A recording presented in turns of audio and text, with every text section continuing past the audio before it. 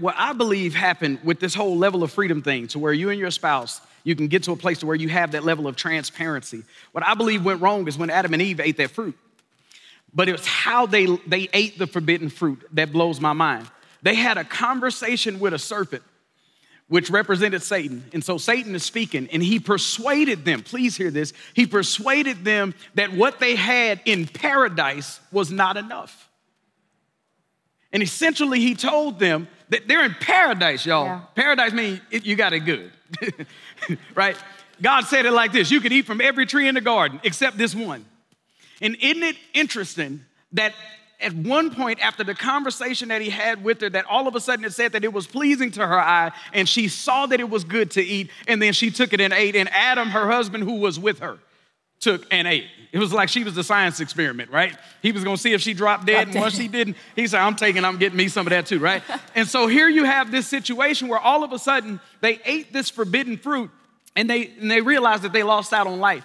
But the same trick of the enemy is used even in the bedroom. It's this idea that who you are and your desires and your unique desires within you, what you want to see happen in the bedroom. Yeah. What's your, now I don't want y'all to make no movie, but I'm saying, instead of us borrowing from movies, and instead of us borrowing from pornography, and instead of us trying to imitate 50 this and that, you're going to break an arm trying to do some of that stuff you see in y'all, it's just gonna snap. You talking about something, well, it looked like it was gonna be great, but did that really come from your heart? Right. Was that your desire? There's this idea that, and I can't forget these scenes. You see certain scenes where folk, they about to have some passionate sex, and they walk in on the, and all of a sudden they look across the room, they see each other, and then they start ripping off clothes. Ripping off clothes, you hear me? I ain't ripping my clothes off. I paid too much for this shirt.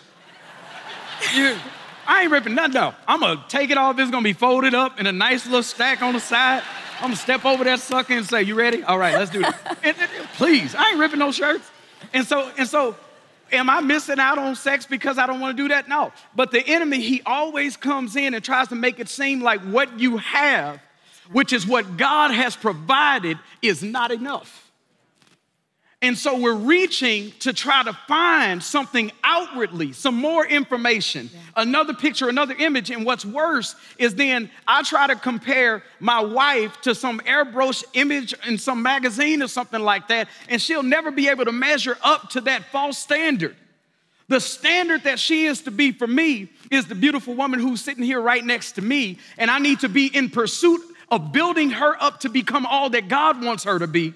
And at the same time, she needs to be pouring that back into me. And in doing so, I'll realize the treasure that's within this woman. You got a diamond mine sitting next to you. That's good.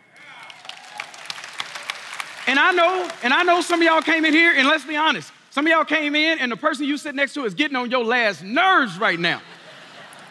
And you know what you need to do? You need to have sex anyway. Yes. I'm talking about, let's get it on. It needs to be all the way. And here's the thing. When you open yourself up to understanding that you don't know all there is to know about them, you also open up an opportunity for you all to engage in passionate lovemaking that will also bring healing within the relationship.